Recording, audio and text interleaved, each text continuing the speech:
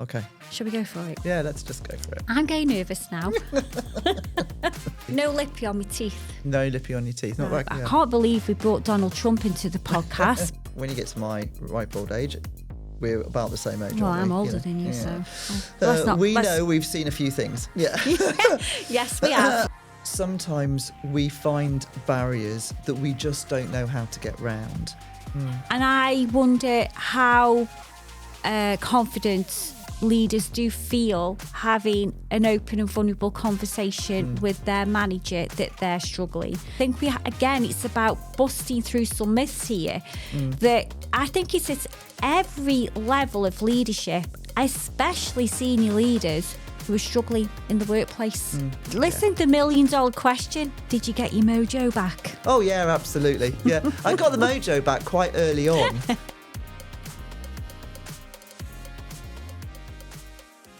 So, welcome, Clare Barnet, to the Leading Role podcast. It's wonderful to have you here. Thank you very much, Liz. It's wonderful to be here with you today. Well, now, I'm just going to start off by saying you're a legend. I do look up to you. I've told you this time and time again. Yeah, I should have said that as a no-go area, shouldn't I? Yeah, you should have done, yeah. But, well, I do, and I look up to you for a lot of reasons, but you were the lady that inspired me to start my coaching business. So I came to you at Synergy. You've got your own coaching business. Tell us a little bit about your business, Clare, a little bit about your career so we can get to know you a bit more. Okay, thank you. So prior to setting up the business, I had a career in HR, and I started off in retail. I went from retail to aerospace, from aerospace to automotive, and then from automotive into a consultancy house, and then that consultancy house into an IT consultancy house. And at that stage, I was an associate director for outsourced HR services, and took a career break in '98 to have my daughter, with the plan of not really going back to work full time, but keeping my hand in, dipping my toe in the water every now and again. And that was when I was working with a consultancy house and set the business up in 2003. So by that stage, my children were 3 and 5, and I realised that I wanted to manage my time much more around the children than around the corporate businesses that I was working with. Yeah. So my husband and I set up the business, which was then Synergia Business Services. We never thought about how people were going to pronounce it, so don't worry if you pronounce it incorrectly. There was a lady that I worked with for a long time called Jan, and she was always Synergia, which was fine. Yeah, everybody gets that it comes from synergy and that whole how we work together with people. Yeah. So in 2003, we set the business up.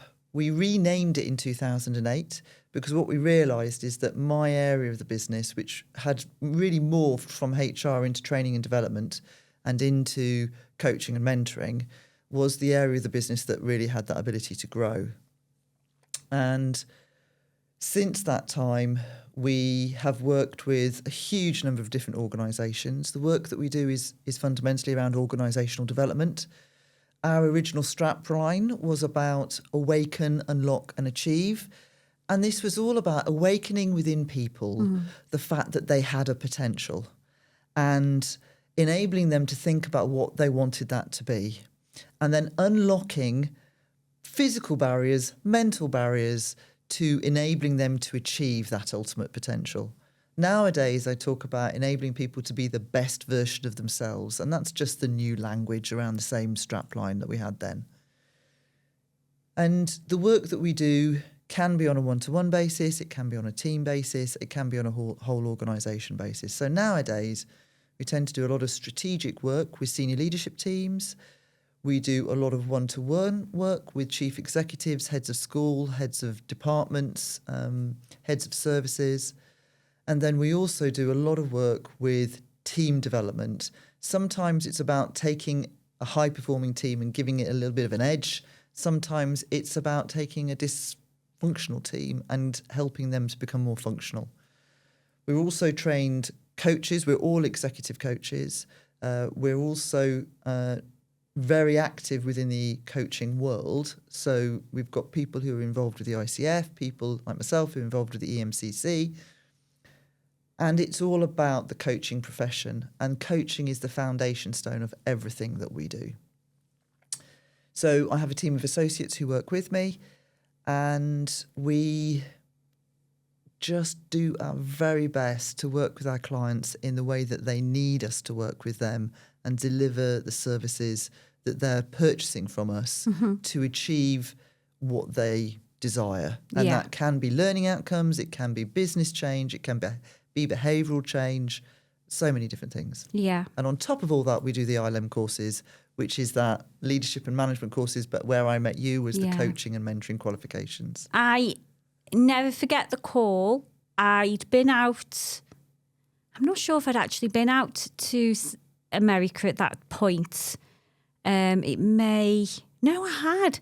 I'd been out to America to do High Performance Academy, and I came back and I thought, I really want to get into this coaching business. And we're talking 2016, and not many people really knew what coaching was at that point. There's a huge awareness nowadays.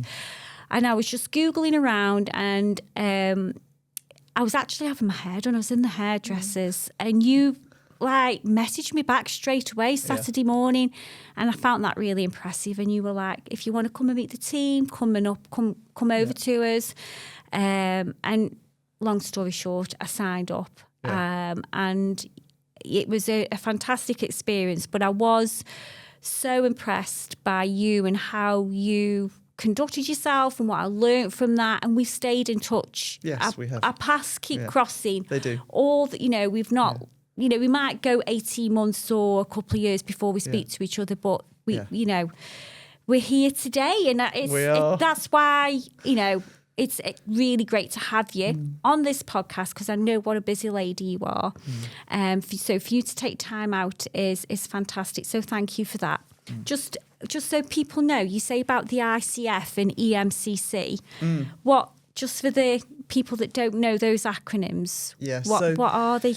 They're professional bodies within the coaching environment. And so the EMCC is the European Mentoring and Coaching Council. And don't be mistaken by the European side, because actually it goes across the whole of the world now. And they've just signed up America this year, as an example.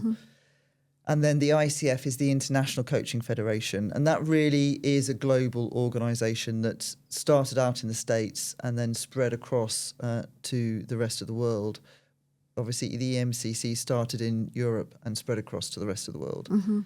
Two very different organisations, but they are the core professional bodies. There are other ones out there, the Association of Executive Coaches, the Association for Coaching, and others as well. So, but the EMCC is the one that I'm aligned with, and then other members of the team are aligned with EMCC and ICF and some of the others as well. And I think it's really important to highlight those organisations, because coaching isn't governed, really, is it?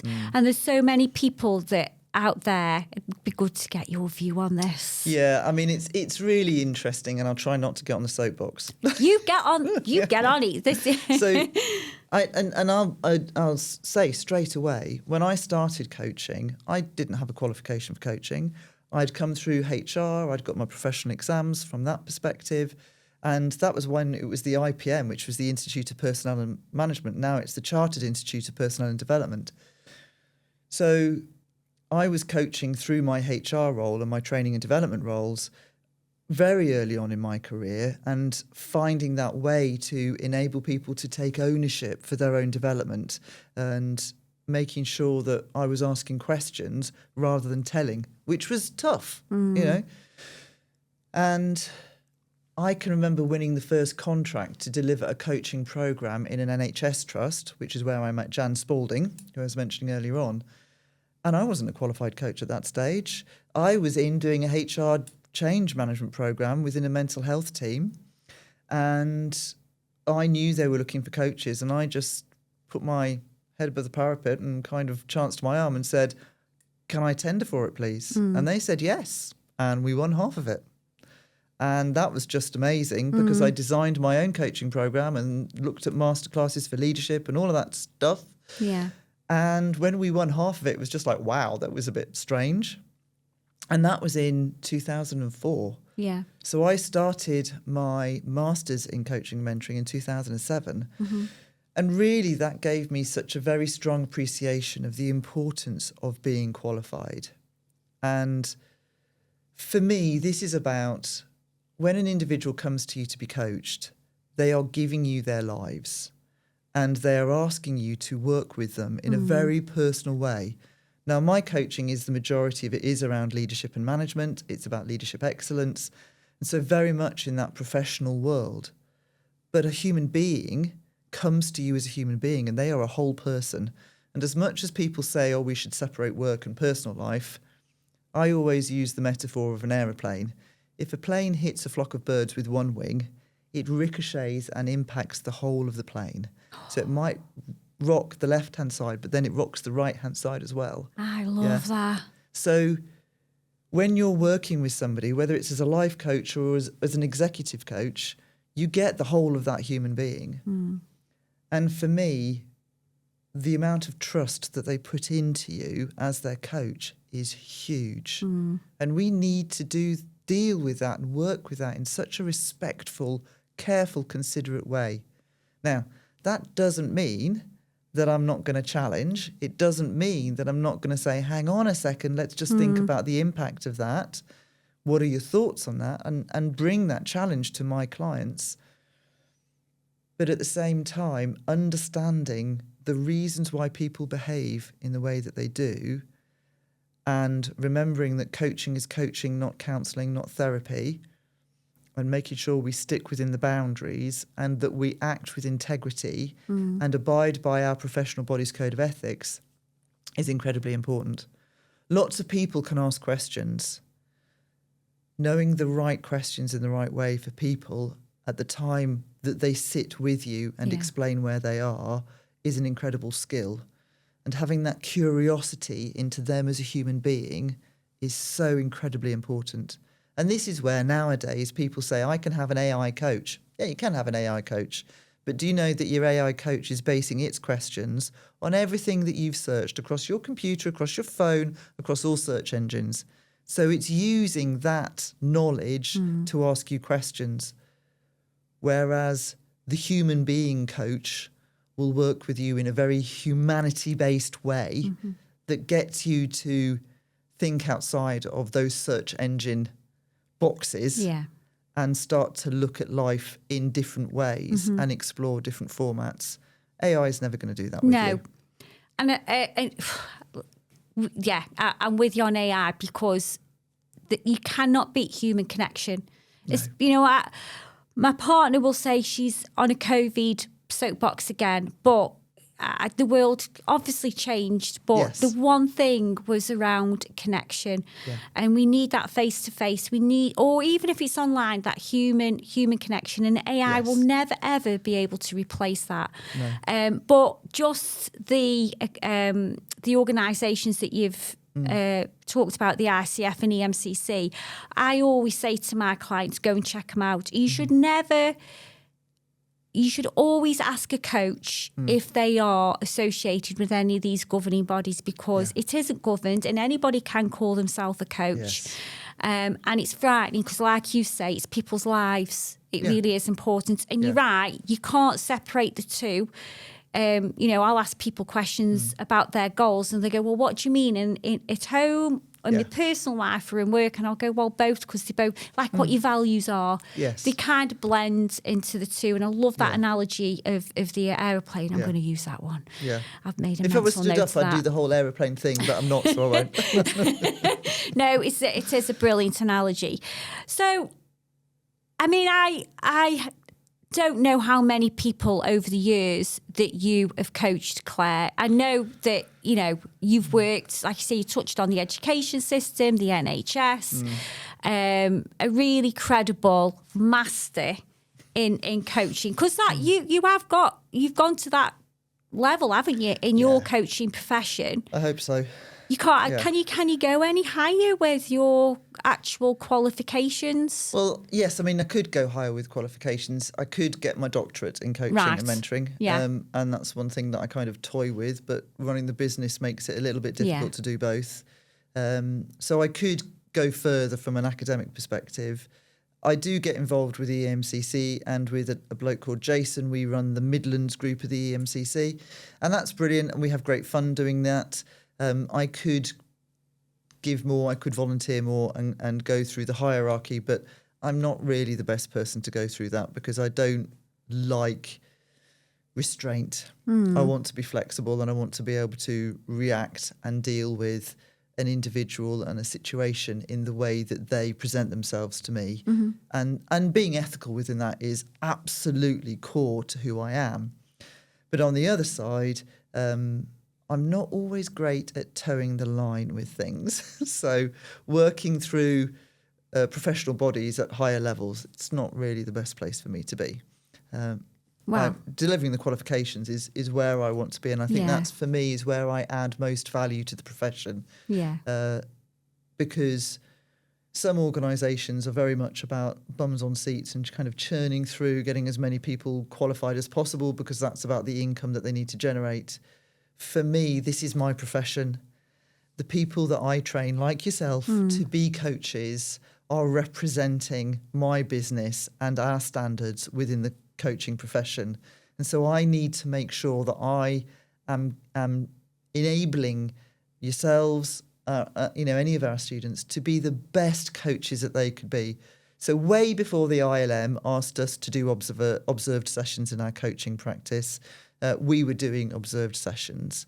We made that part of the curriculum, part of the learning experience, because we knew how important that was within that learning environment. You can study as much as you like, you can write as many assignments as you like, but if you can't sit and build that rapport with somebody properly, effectively, and bring that challenge and that support in the right sort of way, it doesn't matter how good your assignments are, you have to be able to be that coach. Yeah, definitely. So, yeah, definitely. So talking about programmes then, we are big fans of Brendan Bouchard. We certainly are. And we've had a couple of sessions working on the business. Can you remember? In Stafford, and we were looking at all the Brendan stuff.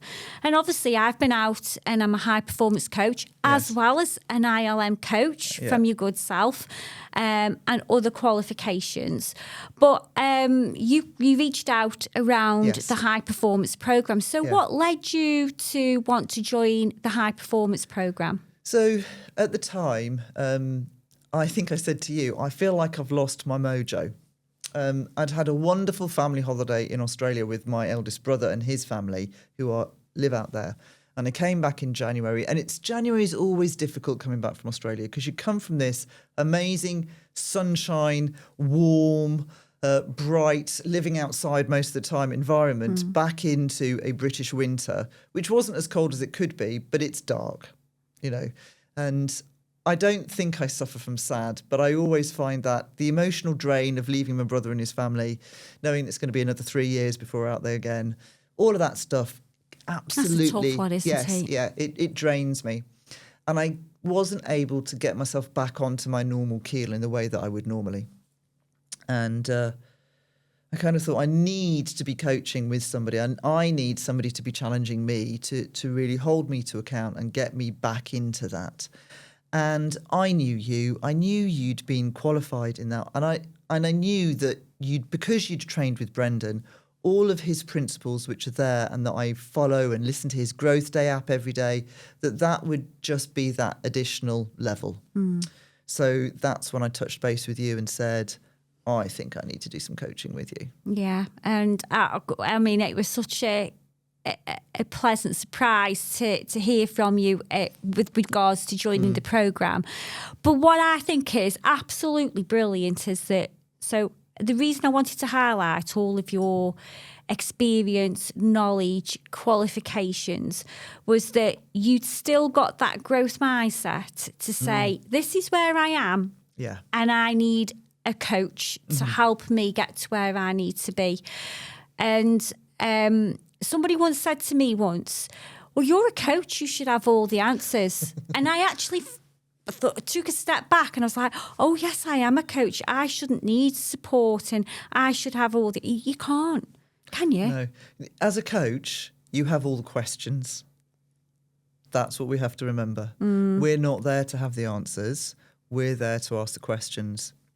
And I can remember many years ago going through bereavement counselling and the counsellor saying to me, but you know the questions to ask yourself. And I can remember saying to him, yeah, but I don't ask them of myself. It's too difficult. And that's why we have a coach, because we need somebody who's going to ask us those tough questions. And it's like cobbler's shoes, isn't it? Just because the cobbler can make everybody else's shoes, it doesn't mean they're looking after their own shoes. Yeah. So as coaches, we do need to think of ourselves as role models, and we need to be aware of that. And that's why I was absolutely focused on the fact that I needed to work with somebody around my purpose, my vision, realigning myself with that and enabling me to get back into the passion that I feel for the job that I do. And that's what we've done. Yeah. Yeah. Absolutely. Yeah, absolutely. Yeah. And I think I've got 2 coaches at the moment. I think at one point last year I had 3. And I love it because they just hold you accountable as well, don't they?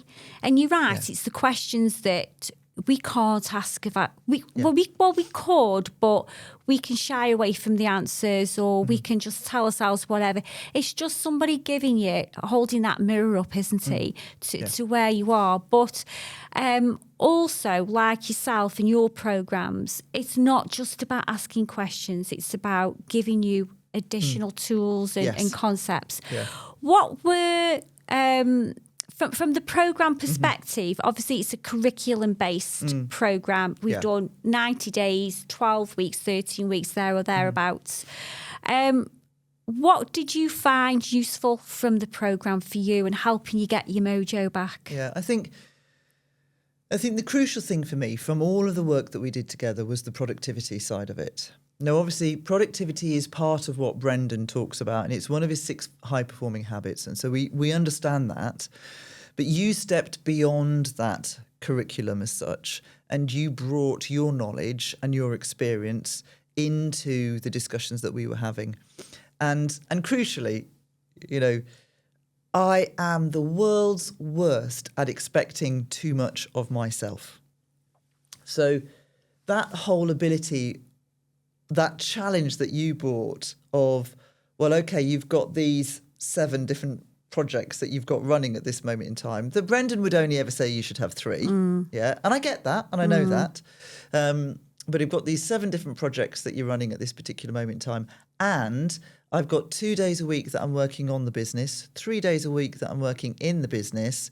You took me through, so how are you going to do these projects? And what does that look like as a time, as a percentage of your working week? And I can remember going through that and thinking, well, this ain't going to work, is it? Because I expect myself to do 110% every day. And that is an effort. That is, you know, you have 24 hours in a day. I need to sleep, as you and I have discussed many times, 8 hours of those 24 hours. So, and I don't work 16 hours a day. I might work long days, but I don't work 16 hours a day. So if I'm working 12 hours maximum, what does that actually mean I've got from a time point of view? And I don't have time to do all the things that I expect of myself. So that productivity process that we reviewed was incredibly powerful. And you were holding up a mirror, 100%, and saying, hang on a second, what does this look like?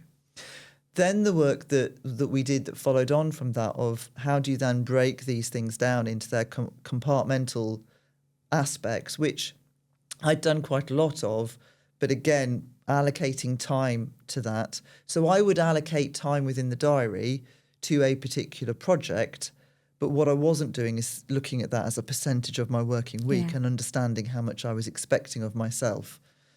So what that has really enabled me to do, to take that step back and think, well, I've got these 7 projects, but I've got to be realistic about what I can achieve if I'm going to do it to the quality that I want to do it. And one of the crucial things for me is we are a quality brand. We're very person-centric. It's all about the experience and achieving enabling our people to achieve what they want to achieve with the support that they have around them. So it's no good me cutting corners in launching new projects. I need to make sure that I do that thoroughly and properly and effectively. So that productivity, all of the matrix that you shared with me, that's just fantastic. And I do go through and I do look at it on a regular basis at the beginning of each week and think, okay, what does that look like this week? And I do convert all my boxes to blue when I've achieved things and move them from amber to green and, all of those things. That's been really fantastic. Yeah, and I think that's amazing to hear, because even though obviously, as being a high performance coach, there's a lot of curriculum in there around high performance habits, but there's also 25 years experience of being in the project world. And I always make sure, like yourself, that I see the person and it's tailored to you. Yeah. And we had that open and honest discussion, and I said, Lou, I don't think some of these modules, it's like, what's the saying, teaching your grand to suck eggs. Yeah. And I think, I didn't want to insult. It just wasn't fit for purpose for you. Yeah. But I did highlight where I thought I could add value. So it's brilliant to get that feedback. And I really do feel it's been a partnership. Yes, absolutely. The thing is because we both know Brendan's work, and I'm still very jealous of the fact that you've been over there and I haven't yet. But because we both, yes, it is a yet. Because we both know his work so thoroughly, I think that enabled us to work through parts of it really clearly. And that was a great support.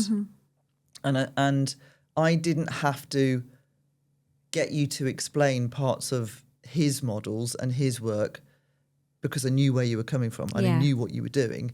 And I knew that was the foundation of later aspects. So yes, we did revisit things like purpose and clarity around self and social and business. And that was good to do because that enabled you to get to know me a little bit better. So yes, we had work together, but you didn't necessarily know the personal me. So that work enabled us to probe that a little bit further and to understand some of the motivations behind what I do, why I do it, how I do it. It also brought some of the challenge.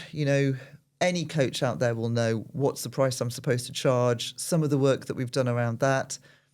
I will say to people, and I've said this to you, and we chuckle about it, I would do the work that I do and not get paid for it because I love it so much. Being able to make a difference for people is reward enough. However, like the majority of the population, we've got a mortgage to pay. We have got bills to pay, So I do have to charge for it. Yeah. But it's that understanding that goes with this and what it looks like and how that then works for my clients, and in our discussions, how that then you brought the challenge to the discussions that we were having. And I loved it when we were having that honest dialogue, that I would say to you, just try it. Yes. And when I said that to you, you were like, yeah, okay, let's just test it. Can we talk about, when we talk about me challenging you as well, about the world needs to hear more from you? Yeah. Okay. And that was an area that we worked on as well. There was the partnership around the business and the project management, which is fantastic to hear. But also, there was a part where I was like, we keep shying away from a particular part of you that you're not sharing. And it's like, you've got so much knowledge. Do you mind talking a little bit about that? Yeah, it is a really interesting question, Liz, because I got some feedback last week from somebody that I was doing some work with. And it wasn't too different to some of the feedback that you've given me in the past. And I've got some colleagues who will give me that feedback as well. And I love what I do. And I really want to take that out to as many people as possible and to enable them to understand the role that coaching plays in our working lives and the difference it can make to people. And combine that with leadership and management and everything that happens there. being able to tailor what we do to specific clients in specific situations is fabulous. Yeah. Talking about that and trying to share that with people can become quite difficult. Now, I'm more than happy to do it in this situation because this is reciprocity. This is about me telling your story. This is about me showing the difference that you've made for me with the coaching that we've done together. But to sit there and try and say, this is why you should be listening to me, I find really difficult. What I try to do is share knowledge and experience to help and inform and move away from what can sound like I'm so good, I'm bigging me up, because I'm really uncomfortable with that. But I'm more than happy to share with people experiences, explore approaches, if they want advice, because I do a lot of mentoring with the EMCC, where people talk to me about, I'm running my own coaching or mentoring business and I'm just not getting anywhere. Okay, so how do we build that for you? What does that look like? How do we get there? So I'm happy to share those stories, but I'm not great at putting myself out there front and foremost. But I'm picking up on your body language. Yeah. I can see it right now. But I mean, that's work in progress, isn't it? Yeah, and it's not because I'm afraid of telling the story, because no, not at all. And it's not because I'm afraid of having a point of view, because no, not at all. I absolutely have points of view and I'm happy to share them. I suppose for me, humility is important. And I hope that the story that other people tell about working with us is the story that other people read when they go to our Trustpilot site and things like that. And they can gain an understanding about who we are. It is important for us to have Trustpilot because it does show to people the work that we do and how we do it. Whenever we get a recommendation on there, I always read them and find it incredibly humbling, because I'm making the difference for people that I want to be able to make for people. And it's not, for those kind of stepping into the psychology behind the work that we do, I'm very aware of things like Carla's 5 drivers. I'm very aware of things like Cartman's drama triangle, where I'm not there as a rescuer. I don't believe that I'm going to ride on in my white steed and save the day for everybody. I don't believe that. And I know that's a very dangerous thing to believe for ourselves anyway. But what I do believe is that I can make a difference for people. A huge difference, Claire. An absolutely huge difference. But I think when we were talking about just setting up the podcast, for me, I truly believe we have to leave a legacy for the younger people. And it's important in today's leadership that we show somebody esteemed as yourself still has challenges in your personal development. Like you say, you could do the masters, but you've chose not to, and I get that.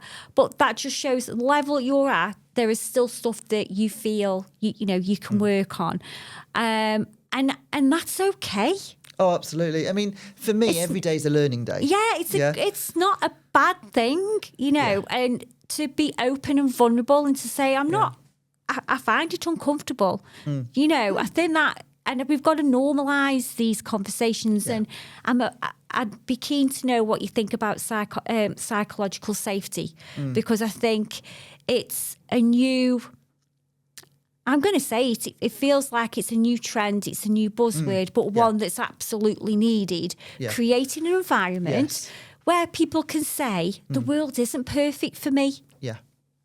And like I say, I just wanted to flag that as part of for the listeners to pick up on, that if you are struggling now, no matter where you are in your career, it is okay.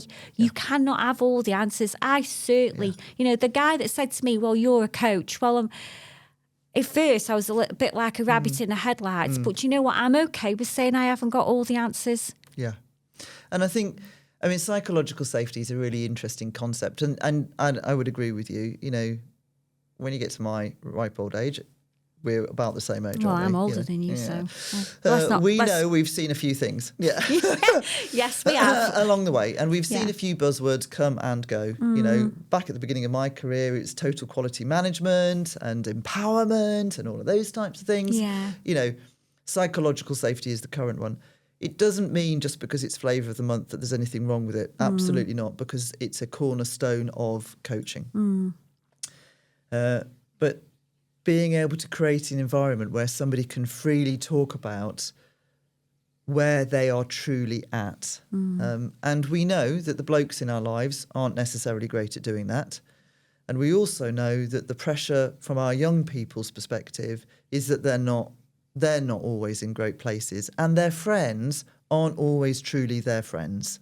So that finding that safe psychological space somewhere where they can talk through the challenges that they're having. And this is the work that we do, and why we end up working with so many senior leaders and business owners, leaders of chief executives, heads of school, those types of people, is because we can create that safe psychological space for them. So what does that look like for them? First of all, you know, the confidentiality is the crucial part of it. So people feel they can share and they know it's not going to go any further. Now, as with anything, there's always challenges with that. You know, if you share with me that, you know, you've done something that's breaking the law or safeguarding or, you know, those types of things, it's not confidential anymore. It's not like confession at the end of the day, or the doctor's side of it. But at the same time, knowing that they can share something in confidence, knowing that it's a non-judgmental environment, and knowing that at the heart of the discussion that we're having is a coach who has a pure interest in them as an individual, so that they can say, look, I'm just not doing great here. You know, I know to everybody else I'm looking like a swan, but underneath I'm really paddling bloody hard to try and just stay afloat. And this is what's going on in my head, and this is my internal narrative. And being able to explore those things so that they can openly discuss them and then talk about tactics to manage themselves.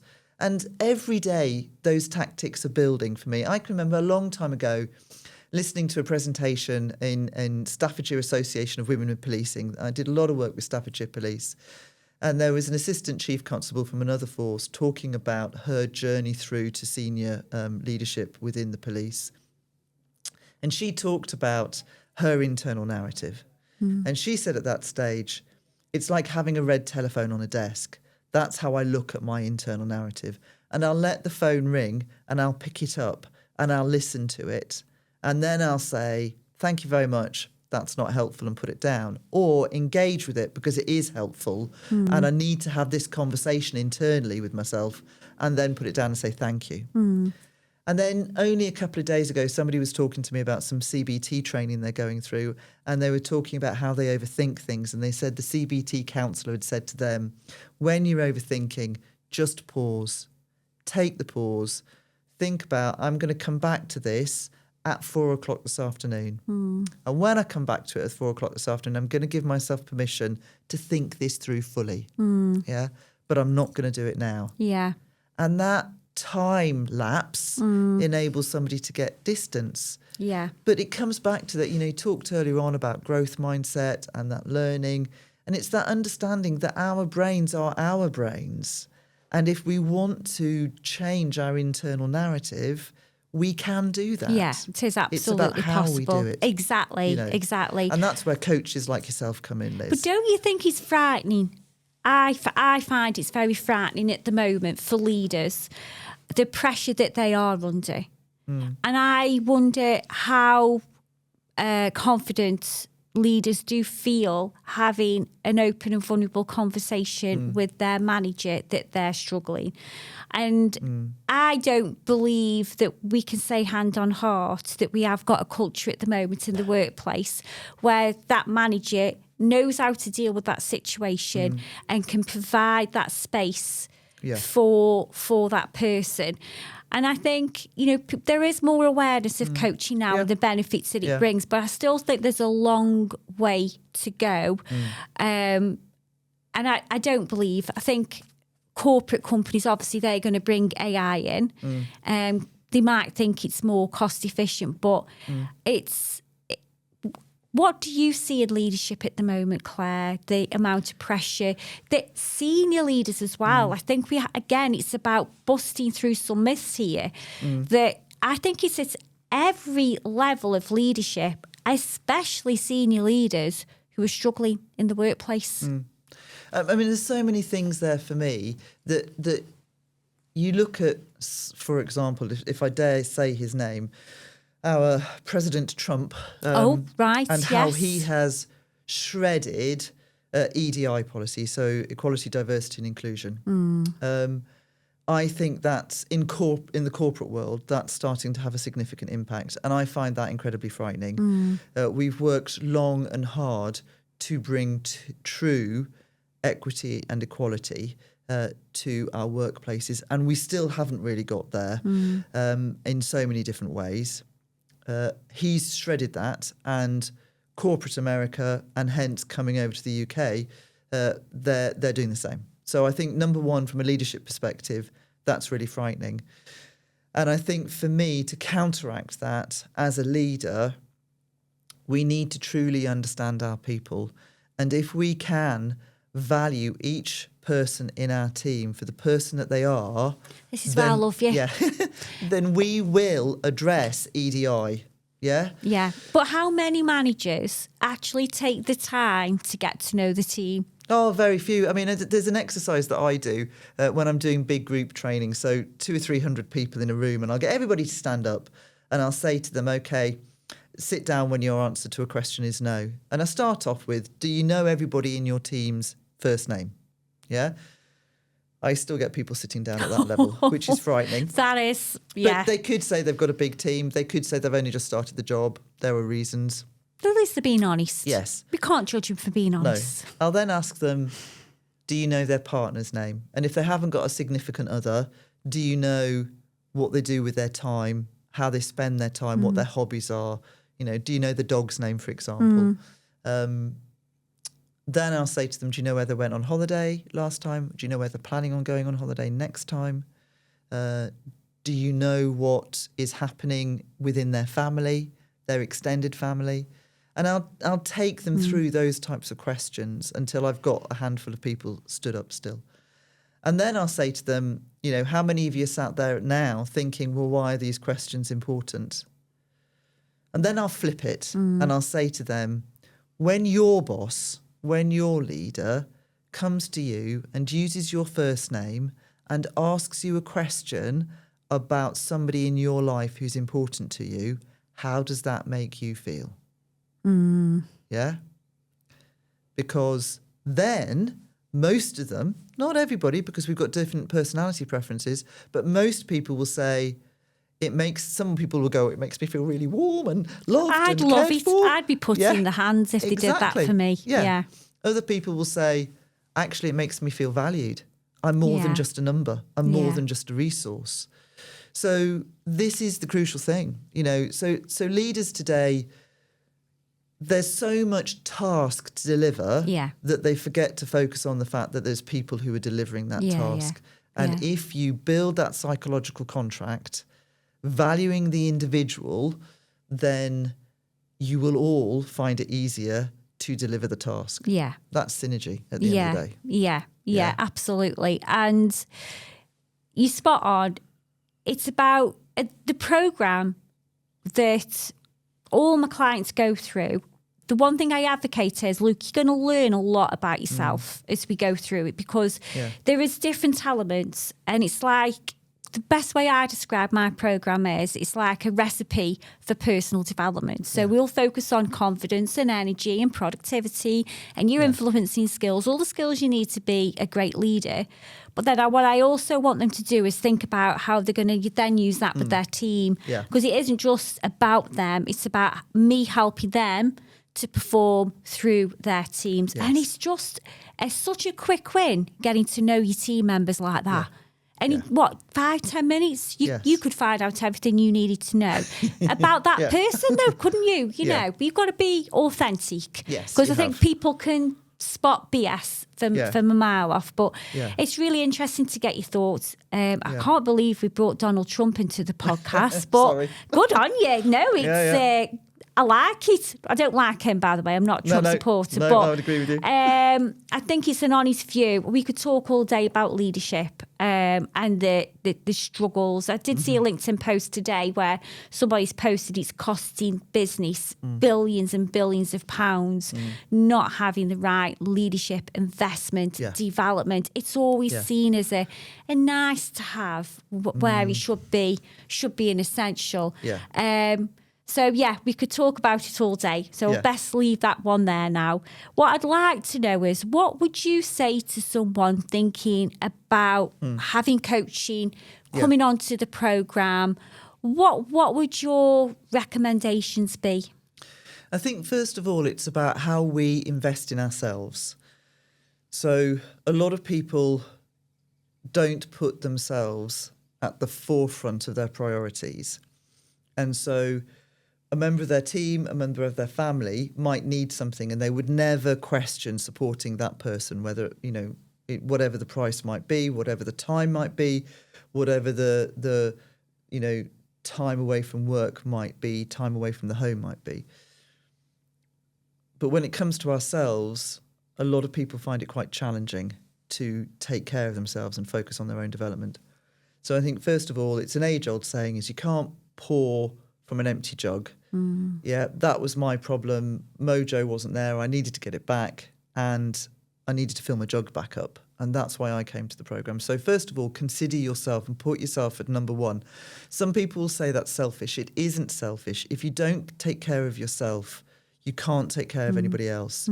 If you can't be a role model as a leader in your organisation to demonstrate that vulnerability, to demonstrate that need to learn, then actually you're not as emotionally intelligent, you're not as self-aware as you need to be. And that's another reason why you should be on the programme. So put yourself first. I think secondly, sometimes we find barriers that we just don't know how to get round. And the coach won't have all the answers. You won't have all the answers. You're not supposed to. No. But what you will have is you'll have a lot of questions, and you'll have a lot of tools and techniques that enable people to really start to think much more broadly. It's outside of the box, big style. You're using proven materials, proven tools and techniques. The research that sits behind the high performance coach process is huge. It's global research that Brendan's been doing over decades, and it's based in, there's so much sociology and psychology and business understanding that when they come to you, they access all of that. So I think that that's the number two, is understand that it's a robust process that has got a huge amount of research behind it. And I think the final thing is be clear about what you want to achieve with it, because that then will really enable the programme to meet your needs. And I think that's again, too often, you'll know this, I know this with some of my coachees, people will turn up and they say, something's not quite right, I don't know what it is, but I need some coaching, and so that's why I'm coming to it. Or they'll say, oh, somebody's recommended coaching and I'm a bit sceptical, but I'm here anyway. Okay, let's address that skepticism. Let's get to the goals. Let's get to the heart of what you want to achieve. So fundamentally, it is about having the right mindset, and you might not get the right mindset until you get into the coaching, but you will find it transformational. Oh, amazing. And listen, the $1 million question, did you get your mojo back? Oh, yeah, absolutely. Yeah, I got the mojo back quite early on. But it was never about just achieving the mojo. There was so much more that came with it. And so when I signed up, I didn't sign up for 2 or 3 sessions with you. I signed up for the whole programme, which was 12 sessions, and I think we've had a few more than 12. But I signed up for the whole programme because I knew the value in working through all of it, not just a bit of it. Yeah, amazing. And you just jumped in and you leant in and you really embraced the whole process. And it's just been wonderful to be working with you this year. Thank you so much for joining the podcast today and sharing your amazing insights into leadership, into personal development. You're a legend, Claire. Thank you very much. Well, thank you, Liz, for asking me. Thank you for all your support and help. I hope I've said the right things. I hope I've shared the right things for everybody. But I would say, thank you to you for all of the help and support you've given me. Oh, no. It's much You're appreciated. welcome. Thank you, my darling.